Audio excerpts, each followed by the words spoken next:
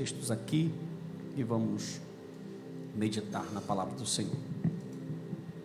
Família e ministério, tá? Eu quero intitular essa mensagem com esse tema e que o Senhor possa, por sua infinita misericórdia, falar mais uma vez com os irmãos. Queridos, o apóstolo Paulo, em 1 Coríntios, capítulo de número 7, verso 1 até o final. O capítulo 7 é um capítulo destinado, Paulo trabalhando sobre família, né? E esse texto aqui de Efésios, capítulo 5, é um texto muito oportuno, justamente por alguns pontos que são muito mal observados, não só por casais que não conhecem a Deus, mas até mesmo pelos próprios crentes. É interessante que Paulo vai falar sobre a questão de casar na direção de Deus e a questão de estar sozinho. E ele vai dizer que ambas as escolhas têm consequências, tanto que, se você ler 1 Coríntios, capítulo de número 7, a advertência ou a admoestação paulina, ele fala assim: olha, os solteiros, olhe para mim, os jovens e os viúvos, eu quero que vocês fiquem como eu, só. Amém? Então quem está solteiro, Paulo está dizendo, não procura casar, é melhor que você fique só. Só que no mesmo texto, você acha graça, né? Só que no mesmo texto, o apóstolo vai dizer o seguinte, que tem algumas pessoas que vão sofrer muita influência da carne, e essas pessoas não vão conseguir, né, por causa desse contexto da carne, conter a sua carne. Então o conselho do apóstolo vai ter: olha, case, porque é melhor casar do que se abrasar. Então Paulo consegue, só que para Paulo, irmão, é um pouco mais fácil, né? Porque Paulo, a gente entende biblicamente que ele tinha o dom do celibato, ele conseguiu viver só, não tem nenhum documento que diga que Paulo foi casado. Alguns teólogos vão dizer que talvez Paulo, antes da sua conversão, teve algumas mulheres, mas não tem nenhum documento dizendo que Paulo casou. Então Paulo optou pelo celibato. Por exemplo, o Dr. Rodrigo Silva, que é um adventista do sétimo dia, um arqueólogo muito conhecido aqui no Brasil, ele falou um dia desse numa live, eu jurava que aquele homem era casado, né? Só que ele nunca apresentou a mulher ou os filhos, e quando foi num dia desse, essa semana, alguém perguntou na live dele: doutor Rodrigo, e a sua esposa? Ele falou: o senhor está noivo? Eu estou noivo, está noivo. Então é só assim para um homem se dedicar totalmente de cabeça, corpo e alma no ministério, porque a partir do momento que o homem adquire família, o primeiro ministério dele vai ser a sua família, vai ser a sua casa. E ele precisa fazer isso com maestria. Um ministério promissor, olha só, na cara não dá para saber, quando se fala de um ministério, vamos falar de um ministério promissor, de um ministério afetado, de um ministério estancado. Quando há muitas pessoas que estão bem, é engraçado, não entenda casamento aqui como uma maldição na minha fala, tá?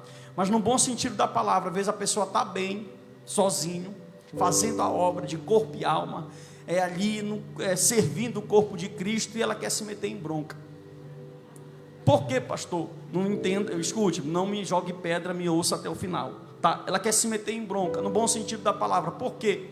Porque a partir do momento, Paulo diz assim, ó, aquele que é solteiro, que é livre, ele cuida das coisas do Senhor, mas aquele que é casado, ou aquela que é casado, cuida das coisas do esposo ou da esposa. Então você vai ter que dividir o seu tempo com o seu trabalho, com sua família e com a obra do Senhor. E você sabe que no mundo espiritual tem regras que precisam ser estabelecidas.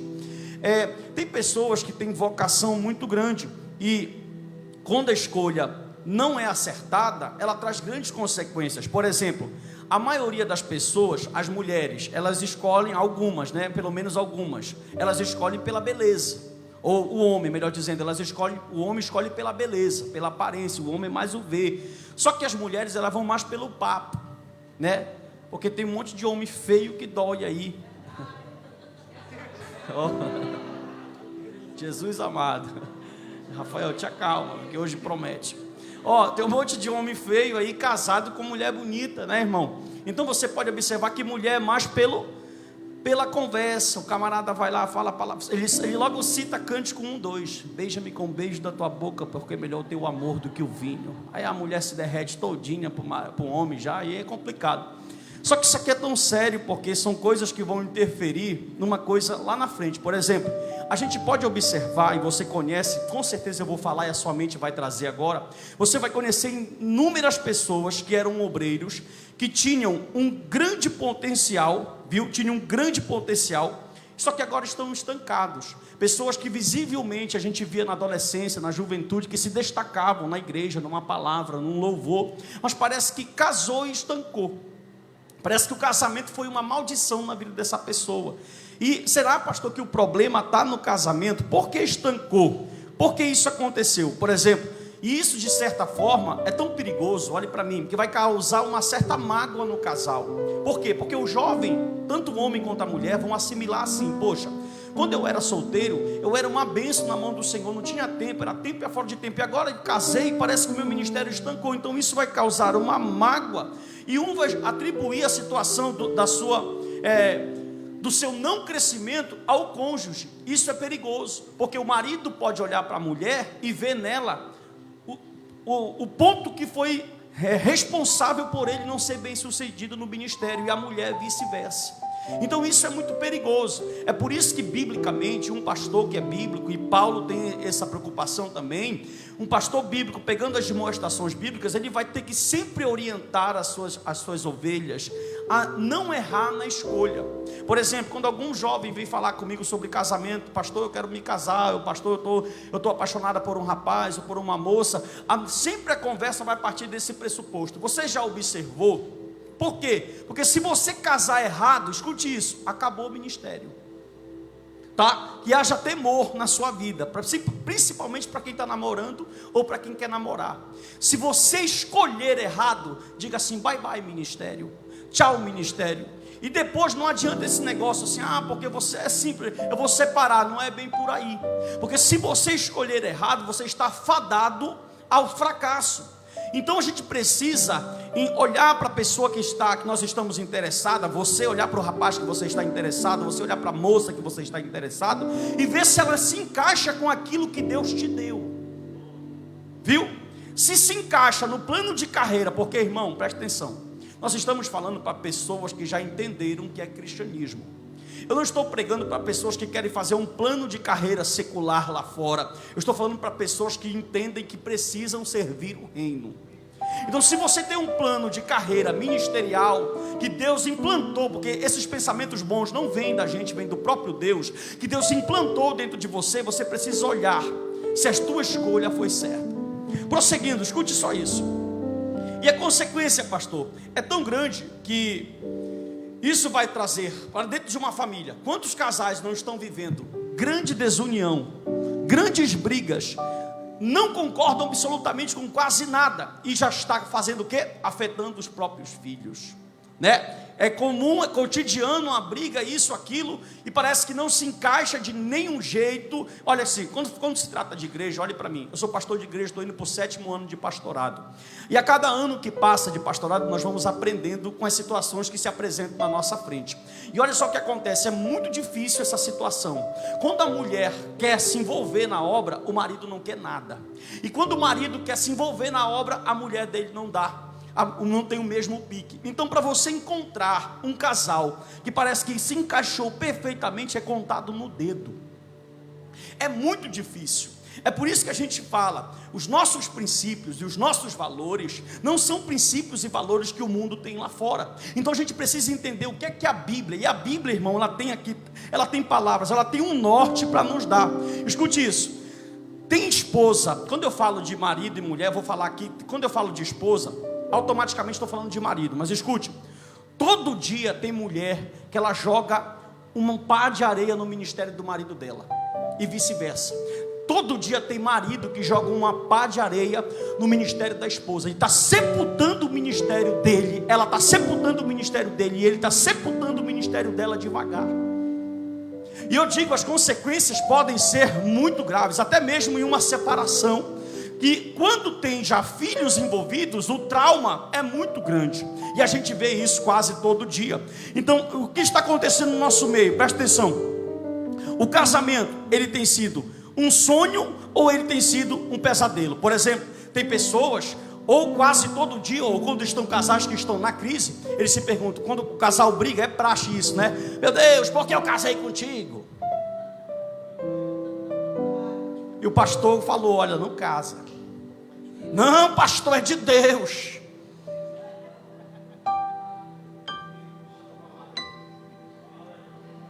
Não, pastor, é de Deus esse negócio aí. Deus já me revelou, já o anjo já me mostrou na calada da madrugada, na calada da noite. E o pastor com experiência, o pastor não é onisciente, mas a gente aprende a ver as situações que aparecem na nossa. E outra coisa, irmão, olhe para mim. Tem situações que são visíveis que não vai dar certo. Tem situações que aparecem na nossa frente que a gente não precisa nem ser profeta para entender que aquilo ali é um grande laço.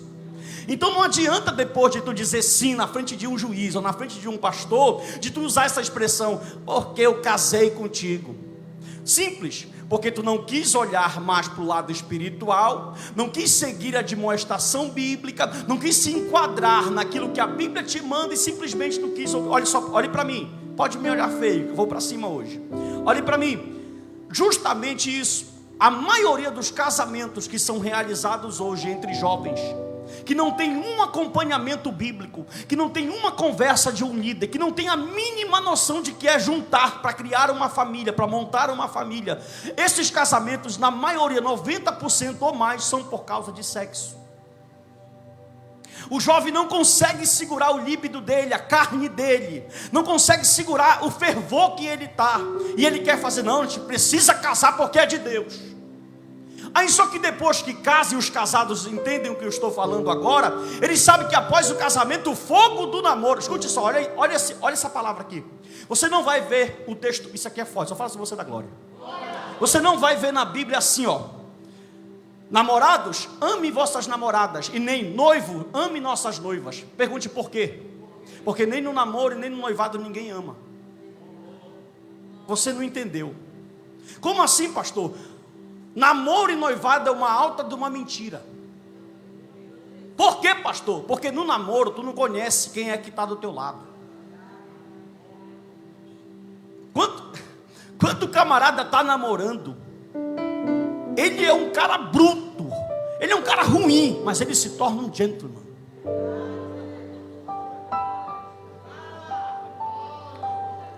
Não tem ninguém melhor para enganar uma pessoa do que um homem apaixonado.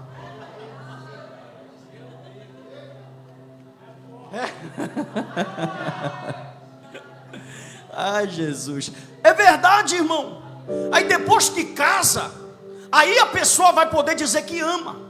Chegaram com o doutor Augusto Nicodemos e uma pessoa disse assim para ele: doutor Augusto Nicodemos, eu vou me separar da minha esposa porque eu não amo ela. Ele diz: você nunca amou, então comece a amar agora. Viu? Porque é só no casamento que você vai descobrir quem é quem. É no casamento que eu descobri quem é a irmã Sandra, e é no casamento que a irmã Sandra descobriu quem é o pastor Narciso. Lá ela começou a ver defeitos que ela nunca viu no namoro. E você nunca é capaz de mostrar no namoro, porque se você mostrar, você perde. Aí agora, como está casado, a pessoa pensa: não, já estou aqui mesmo encarcerado, acorrentado, e vou viver aqui até Cristo voltar. E para os tradicionais e para aqueles que acreditam que a Bíblia precisa ser cumprida, o negócio é muito sério. Escute só, vamos para cima. Você pode dar um glória a Deus aí? Você pode dizer amém? Amém. Então vamos lá. Eu preciso entender o chamado do meu esposo. Olha que coisa linda e coisa triste ao mesmo tempo. Se eu não entender o chamado do meu esposo ou esposa, tem pessoas que estão, a gente vê, irmãos, tem homens que, isso aqui é para ambos terem temor, tá? Tem homens que sobem na tribuna e tem uma palavra assim, meu Deus, que sacode a igreja.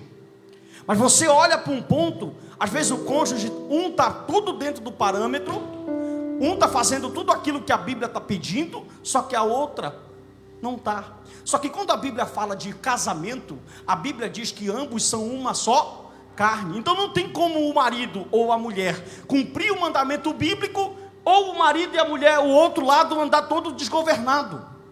Então você, mulher, que ainda não entendeu, talvez você não percebeu, mas Deus tem um chamado na vida do seu varão. Você me entende? E se você não entender isso, o teu marido nunca vai crescer ministerialmente.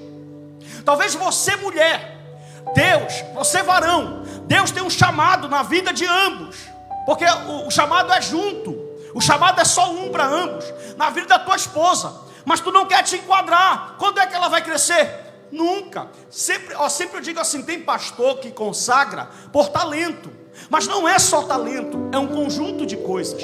Eu preciso estar dentro dos padrões que o pastor pede, não que a Bíblia ordena. Estamos cheios de amonestações bíblicas para isso. E se eu não cumprir, pastor, não vai crescer. Não vai, olha só, escute só. A vida do casal diante de Deus. Repita comigo: busca, oração, leitura da palavra.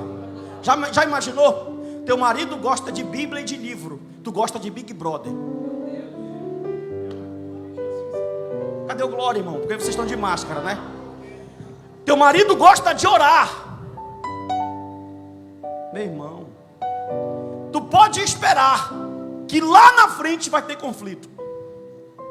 E o conflito vai ser sério. Quantas famílias estão sendo destruídas? Repita comigo, diga: aconselhamento, carinho. Tem mulher que não sabe o que é um beijo do marido há anos.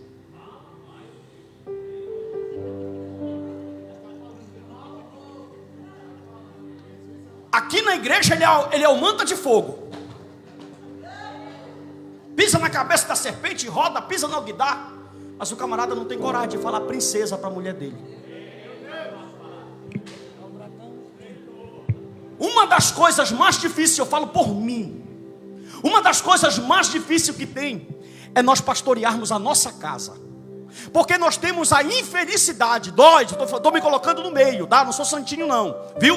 Nós temos a infelicidade de querer ser melhor para os de fora. Quando alguém de fora liga, você vai, você atende, você fala manso, mas por de dentro, para a mulher que lava a tua cueca, preguiçoso.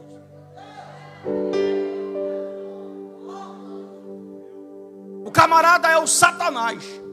A mulher não pode nada, não tem nada, tem que ser submissa porque a Bíblia manda. Tu vai apanhar hoje, meu irmão, viu? Tem que ser submissa porque a Bíblia manda. Tem que respeitar porque o homem é cabeça. Pega texto fora de contexto e pega a mulher e coloca numa prisão. Do outro lado tem as feministas. Não, tu não vai mandar em mim, é direito igual. Eu ser submissa a homem? Nunca, ó.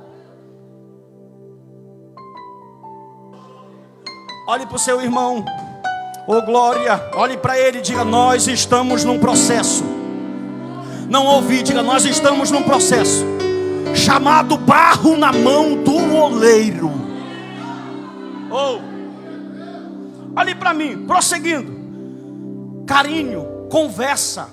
Uma das coisas que as irmãs mais perguntam e mais falam para mim com a irmã Sandra: meu marido não gosta de conversar comigo. Meu marido não conversa comigo. Meu irmão. Outro ponto: sexo. Uma das partes fundamentais dentro de um relacionamento. Tem homens que estão há meses sem procurar suas esposas. O comum é a mulher reclamar para o pastor. Estou pregando para pessoas maduras, tá? O comum é a mulher falar para o pastor assim: pastor, meu marido ou melhor, é dizer assim: o meu esposo quer toda hora. Mas agora eles estão invertendo.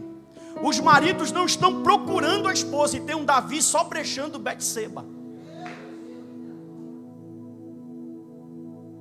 Se tem uma coisa perigosa, é mulher carente. Porque tu tá o Satanás lá na tua casa, tu só trata mal, tu só xinga, tudo que ela faz não presta, tu não dá um elogio, tu não conversa. Aí passa um prostituto, filho de Satanás na rua, e olha para ela e fala: oi princesa. Meu irmão, pode rir.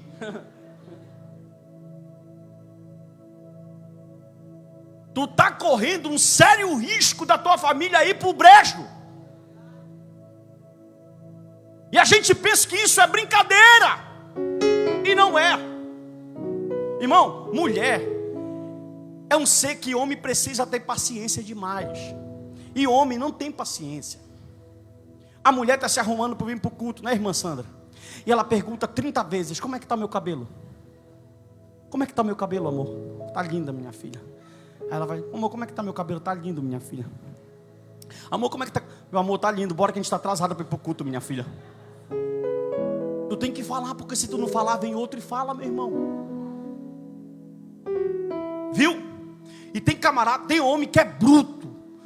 Tem homem que é homem da caverna. Camarada é bruto. Ele pensa que se ele falar para a mulher dele assim, olha, tu tá linda, tu tá bonita, tá tirando a masculinidade dele. E se tu soubesse que isso salva casamento, tu passaria a fazer mais. Diga assim: respeito, beijo.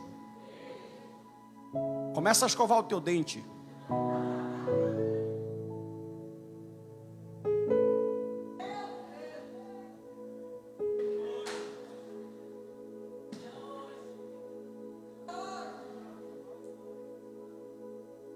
Olha isso, vou falar.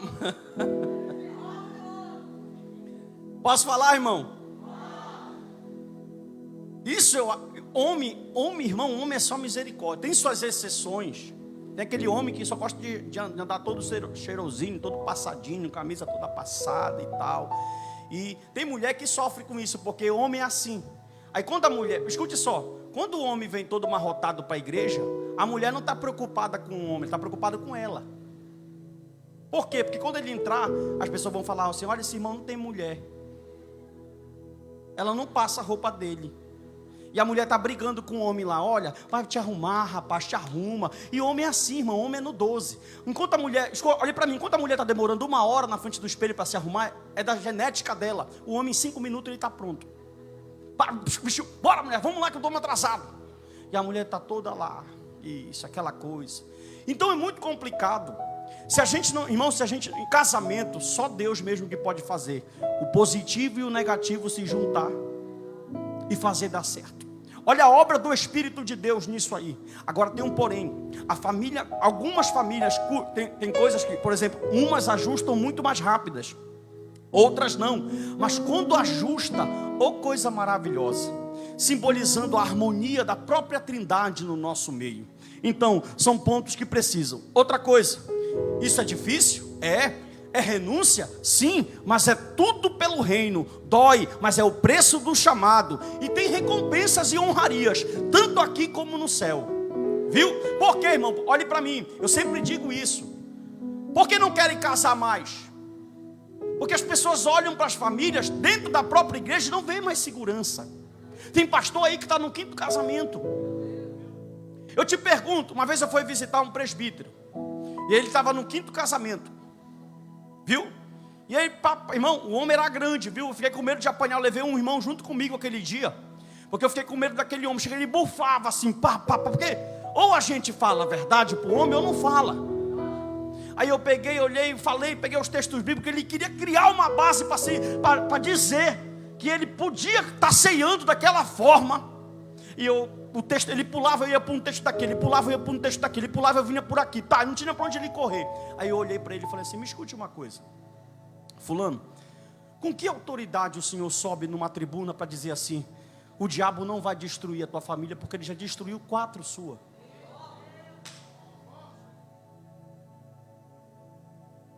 Então se o ímpio olhar para cá e não ver segurança, ele não vai querer casar. Amém ou não amém? Então, para você ver que unir família e ministério não é uma coisa tão simples assim. Vai ter que ter um entendimento, vai ter que ter um bom senso. A mulher vai ter que entender o chamado do marido e o marido vai ter que entender o chamado da mulher. Escute só, ainda tem mais coisa boa aqui, vamos para cima. Efésios capítulo 5, verso 2. Aleluia. Salomão escreveu no capítulo 31, pode abrir Efésios 5, que a mulher sábia edifica a sua... Quando, escute, por mais que as feministas não gostem, se tem alguma que se converta nessa noite em nome de Jesus. Mas por mais que vocês não gostem, os papéis não foram estabelecidos pelo próprio homem. Foi estabelecido pelo próprio Deus. Só que quando nós lemos Efésios capítulo 5, versículo 22... acima do verso 22 está escrito na epígrafe, que não é inspirada, o lar cristão, marido e mulher, sim ou não? Aí após o verso 22, após a epígrafe, no verso 22 já diz assim, ó: as mulheres sejam submissas ao seu próprio marido. Certo? O certo era essa epígrafe estar acima do verso 21. Por quê, pastor? Leia o verso 21. Porque no verso 21, Paulo diz, ó: sujeitando uns aos outros. Então não existe só a sujeição da mulher. Viu? A epígrafe aqui foi infeliz. Colocaram ela na divisão do texto aqui, colocaram ela no lugar errado. Com que o senhor aprendeu isso, pastor? Com o linguista que sabe muito mais do que eu. Então o certo era a epígrafe estar acima do verso 21, porque Paulo começa o pensamento dizendo que um tem que se sujeitar ao outro. O que ele está tentando falar para os casais é: olha, tem papéis, o marido tem o seu papel, a mulher tem o seu papel e os filhos têm o seu papel. Quem estabeleceu? O próprio Deus. Quando eu respeito o meu papel. Agora, irmã, quando a mulher quer assumir o papel do marido, por exemplo, é triste falar isso aqui, mas é uma realidade. Uma vez nós estávamos numa casa, você não conhece, com plena certeza, e uma filha veio correndo da cozinha e pediu uma coisa para o pai. Pai, tal. E o pai olhou para ela e falou assim: não, tu não vai fazer isso. No momento que o pai falou isso, a mãe correu da cozinha junto e disse assim: ela vai sim. Mas pergunte por quê, pastor? Porque lá na casa quem pagava as contas era a mulher. Por ela pagar as contas, ela se achou no direito de passar a autoridade dele. Aí que entra o temor de Deus. Não é porque tu tem um salário de 5 mil e o teu marido tem um de 3, que isso te faz superior a ele. Então a mulher tem que ser sábia, e o homem idem, para que isso não possa ser entendido de uma tal forma. Por quê, irmão? Porque se trocar o papel, outro exemplo, olhe para mim. Porque a sociedade destabilizou. A mulher deixou o papel. Na Bíblia, quem cria? A mulher. Quem educa? A mulher. Na Bíblia, quem é que traz o sustento? O marido. Quando o marido saía para fazer o sustento com o suor do seu rosto, Salmo 128, a mulher ficava fazendo o quê? Educando os filhos. Se você ler Provérbios 31, está tudo lá o que é que a mulher fazia. Olhe para mim. Só que quando a mulher deixou o lar, não é errado, e quis buscar lá fora o seu reconhecimento, ela abandonou a família dela atrás do profissional. Aí o que aconteceu? Desestabilizou a sociedade.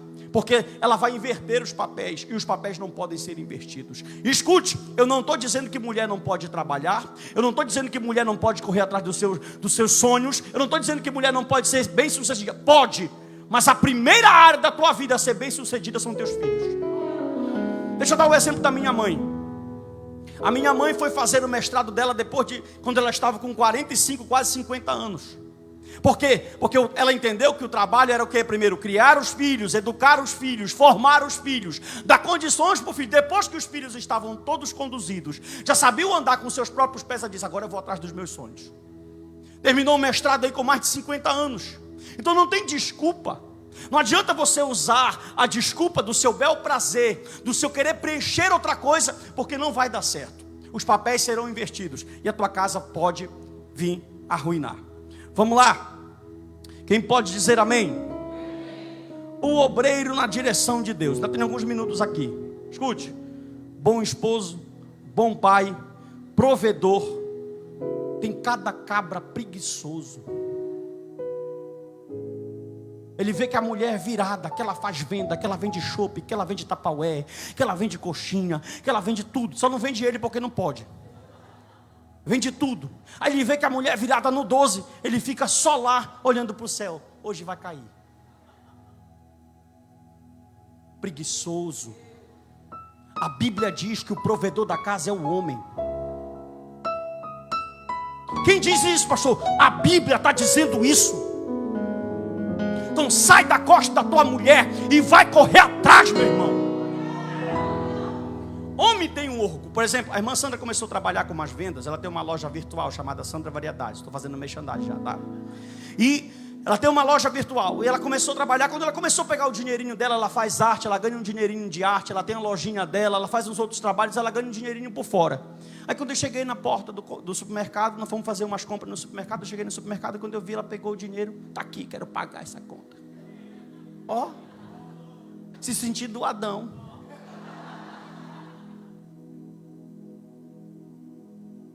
falei negativo. Isso aqui quem tem compromisso sou eu, de dar comida para ti, para Sara e para Isabela. Esse compromisso é meu, eu que tenho que me virar. Outra coisa, eu sempre digo isso aqui: se o avivamento na palavra não der conta de sustentar a nossa família e dar muito bem, viu, para a honra e glória do Senhor, eu tenho que largar o avivamento na palavra e correr fora, porque o meu primeiro ministério é Sandra, Isabela e Sara. Então eu tenho que cuidar delas primeiro. Então, se eu não conseguir, irmão, escute, se eu não conseguir colocar comida para dentro de casa e suprir a necessidade da minha família, como é que eu vou dirigir uma igreja?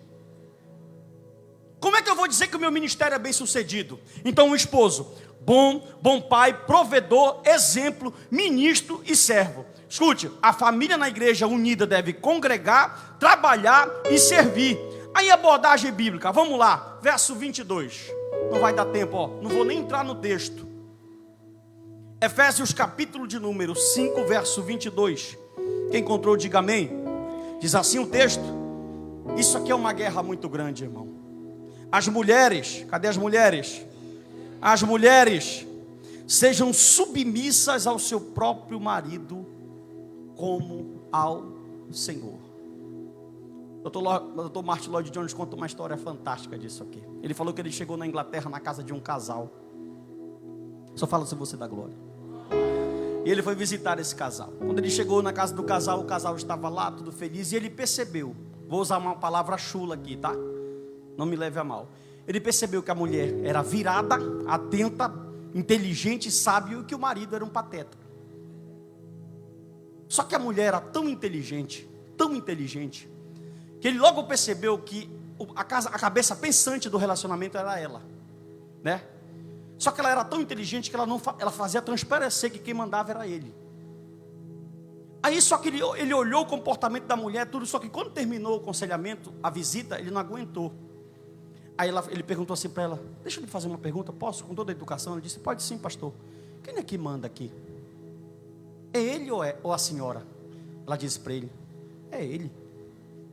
E ele falou: e quem decidiu isso? Eu.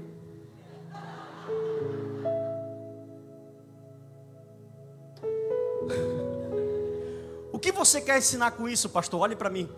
Mulher sábia, temente, teu marido só vai ser o cabeça se você deixar. Vou repetir. Você pode dar um glória? Teu marido só vai ser o cabeça se você deixar. E quando mulher quer se empirriar, fala, Jeová, não tem quem dê jeito. Quando a mulher bate o pé e diz, não vai. Já falei para a Sandra, quando ela fala assim, irmão, aprenda. A gente vai aprendendo com o tempo. Quando ela fala assim, vai. Vai para te ver. Entenda, quando a mulher fala vai, ela está dizendo, não é para ti ir. Vai, meu amor, pode ir. Não caia nessa. Aprenda. Não vá. Não vai dar certo. Então você tem que aprender. Escute isso, irmão. Como uma esposa. Vamos lá. É a mesma sequência, eu acabei de explicar. Tem homem que pensa que a sujeição é só da parte da mulher, e você já aprendeu que não é. Então, como uma esposa deve se submeter ao marido? É interessante que Paulo diz como é que deve ser essa submissão no mesmo versículo. Olhe para mim. Ele diz, seja submissa ao seu marido como ao Senhor. Aí a mulher sabe que o marido tem um papel dado por Deus, mas ela é submissa a ele na raiva. Tá bom, vou fazer só porque a Bíblia está mandando. Mas a minha vontade mesmo era te dar um churianda e tá. Olhe para mim. Por que Paulo fala como ao Senhor? Como é que você é submissa, mulher, ao Senhor?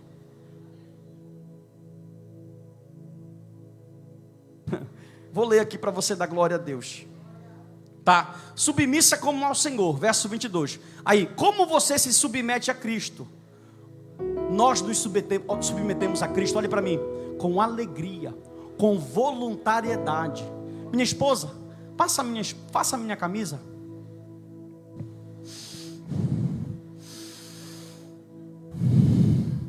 Porque eu casei. Olhe para mim. Eu estava escutando um testemunho, não vai dar tempo, eu queria muito terminar, mas não vai dar tempo. Olhe para mim, eu estava escutando um testemunho de uma missionária muitos anos atrás, e ela estava numa grande conferência, porque Deus primeiro trata com a gente. Deixa eu confessar uma coisa para vocês aqui, posso? Sim ou não? Quando eu estava estudando essa mensagem para pregar hoje aqui, é claro que tem um monte de ponto aqui que eu ainda não me adapto. Ou tu quer que eu te engane dizendo que eu sou super maridão, super crentão? Aí eu fui tudo desconfiado lá com ela. Ela estava dando banho na Isabela. Eu falei, amor, deixa eu te falar uma coisa, filha. Ela falou, o que foi? Eu falei, olha, hoje eu vou pregar sobre família. Só que tem uns pontos aqui na mensagem que eu não me adapto. Porque, irmão, eu não posso chegar aqui e te enganar com uma oratória. Eu tenho que mostrar para você quem eu sou. Eu falei, mas amor, eu vou pregar primeiro para mim. Porque isso aqui está falando comigo também. Tem um monte de ponto aqui que eu preciso melhorar. Como marido, como esposo. Tem algumas coisas aqui, de muitas que eu falei, que eu faço. Elogio minha esposa, brinco com ela, chamo ela de princesa, chamo ela de linda. Dá um glória para me ajudar aí, irmão. Isso, faço um monte de coisa, mas tem outros que eu preciso me adequar ao texto.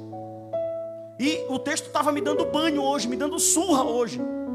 Então por isso que eu disse que todos nós estamos num processo chamado barro na mão do oleiro. É a Bíblia hoje querendo dizer assim, olha, melhora no teu casamento, melhora na tua casa, dá atenção para tua mulher, dá atenção para o teu marido, olha para o ministério dele, olha para o ministério dela, vamos crescer junto, vamos unir junto. Deus tem algo para fazer na vida de ambos.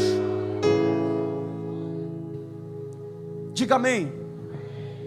Aí está aqui, ó. Escute isso.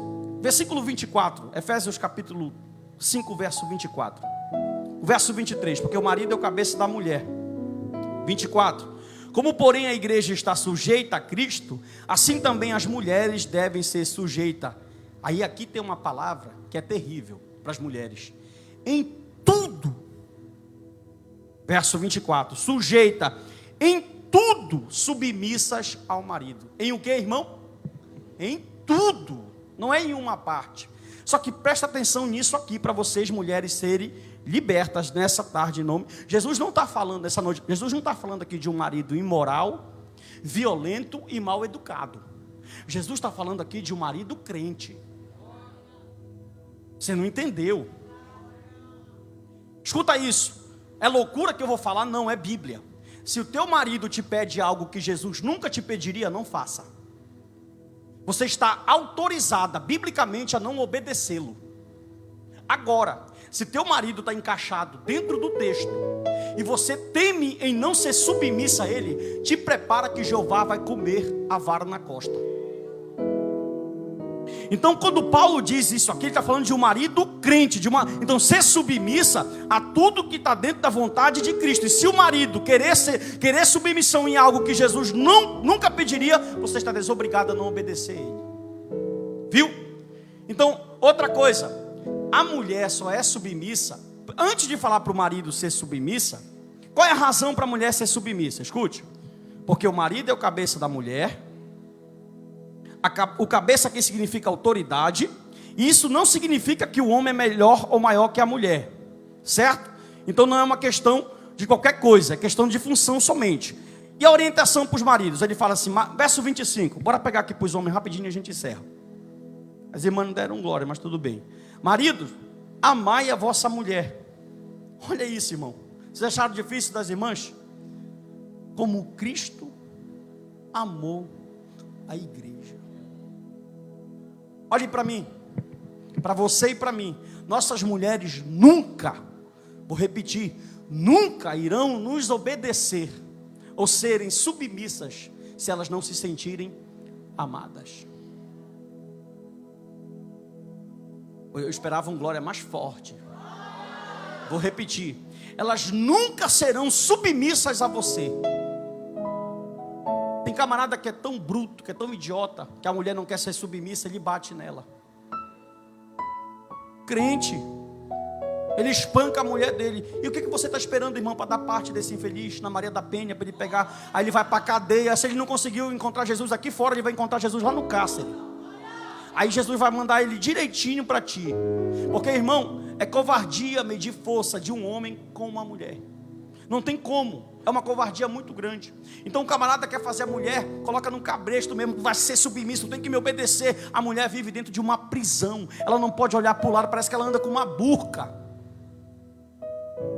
Aí Paulo está dizendo, olha, ame ela.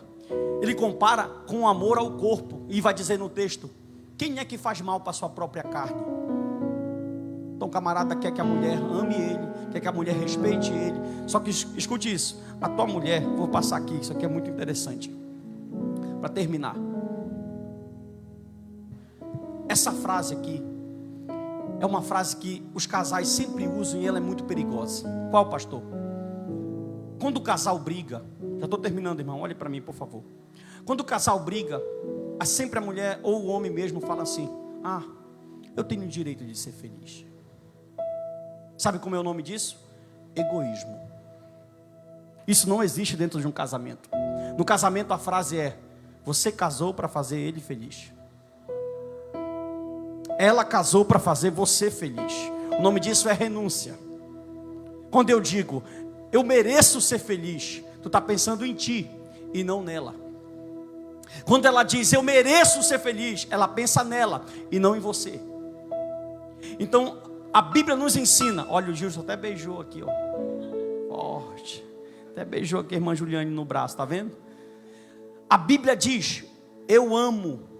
O casal, o marido tem que falar assim, eu tenho que fazer a irmã Sandra feliz. E a irmã Sandra tem que falar do mesmo modo, eu tenho que fazer o pastor Narciso feliz. Aí, meu irmão, o negócio encaixa. Só que o marido deve amar uma mulher como o próprio corpo, como eu disse. Amar a esposa, olha só, como Cristo amou a igreja, como Ele ama o seu próprio corpo. E os pilares bíblicos para isso são, repita comigo, respeito, consideração, diálogo e oração.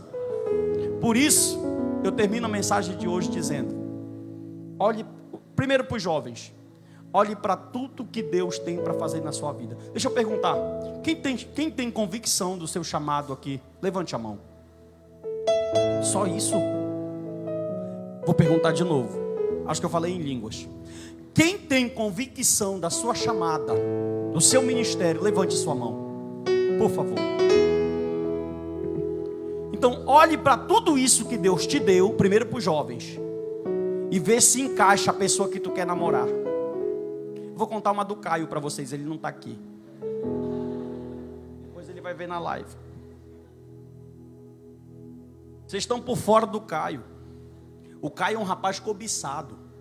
Estou falando sério. Eu tenho me aproximado dele esses dias e conversado, a gente é parceiro de caminhada. E ele, irmão, eu acho muito bonito isso.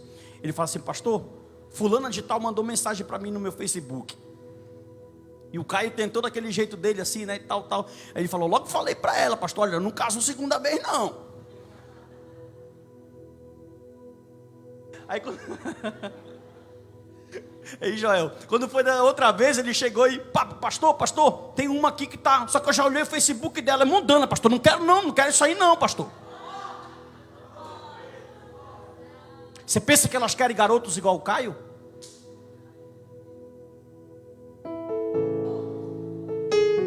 Elas querem garotos, meu irmão, não vou nem falar para você não se escandalizar.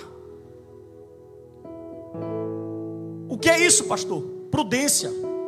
Caio falou numa rodada de amigos, pastor, eu sou virgem, estou me guardando para minha esposa. Você pode dar um glória a Deus, porque jovens assim estão em falta hoje. Primeiro conselho, jovens, procure uma que vai encaixar certinho. Tem que ser a oração e a palavra. Você é a oração e ela é a palavra. Os casados agora, te segura com essa bênção que Deus te deu. Olha para tua mulher aí.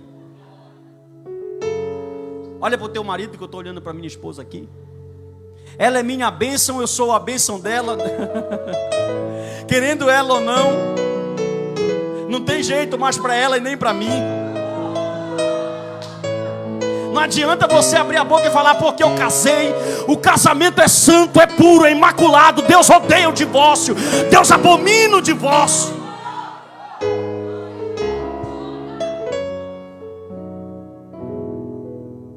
Casados, viúvos, o casado primeiro começa a colocar no lugar o que está fora do lugar. Deus trouxe essa palavra nessa noite. E só está aqui presente quem era para estar aqui. E Deus está dizendo: coloque no lugar o que está fora do lugar. Para os viúvos e para os solteiros, Paulo diz, eu só repito: fiquem só. É melhor vocês ficarem só do que vocês procurarem, porque ele mesmo vai falar, 1 Coríntios 7:8, que o casamento vai trazer muita aflição para a carne. Você pensa que por que muito casamento acabando? Que as famílias não têm estrutura para suportar uma prova. Casou um ex, no 3º mês está divorciado. Fiquem só. Quando eu falei fiquem só, já tinha gente dizendo assim: calma. Só que o mesmo Paulo, no mesmo texto, diz: mas se vocês não conseguem ficar só, casem, porque é melhor casar do que se abraçar.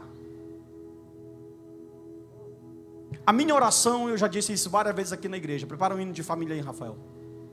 A minha oração, eu já disse várias vezes isso aqui na igreja, é que Jesus volte antes que a Sara queira namorar. Essa é a minha oração. Mas se isso não acontecer, a Sara e a Isabela, né? Mas se isso não acontecer, eu, quando dobro o meu joelho, não vou dizer que é toda vez para não ser farisaísmo, mas quando eu dobro o meu joelho e o Espírito me traz a memória, eu já digo: Senhor, prepara os esposos das minhas filhas. Ah, meu irmão, e a sabatina desse varão vai ser estreito para ele, viu? O camarada, coitado desse camarada que vai querer vir encarar, porque, meu irmão, o negócio é estreito, viu? Estamos aconselhando, estamos conversando. A irmã Sandra conversa muito com a Sara. A Sara tem medo de conversar comigo esse tipo de assunto, mas ela conversa muito com a mãe. Uma vez ela falou que ela estava apaixonada, quase eu morro, irmão. Quase eu morro, que ela falou que ela estava apaixonada por um coleguinha da escola. Chegou, esfriou meu sangue assim, de uma tal maneira que você... Porque olha, eu confesso para vocês que eu não estou preparado para esse tempo ainda, viu? De poder, porque minhas filhas são minhas princesas. Eu sou bendito fruto entre as mulheres na minha casa, viu? Então eu sou eu e 3 mulheres, né? Por eu ser tão eu sou imperativo. Não sei se vocês já perceberam, mas eu sou uma pessoa imperativa. Então eu sou tão imperativo que Deus me deu 3 mulheres. Já pensou? Então eu tenho que ter paciência ao extremo. Então quando eu não estou preparado, eu falo para Sandra: eu não estou preparado, amor, para ouvir a Sara falar: papai, eu quero namorar. Não estou preparado, mas Deus vai me preparar para isso, em nome de Jesus. Me ajude em oração, porque o negócio não é fácil. Amém? Bata uma palma, vamos cantar? Pode encerrar aí, por favor. Nós vamos cantar.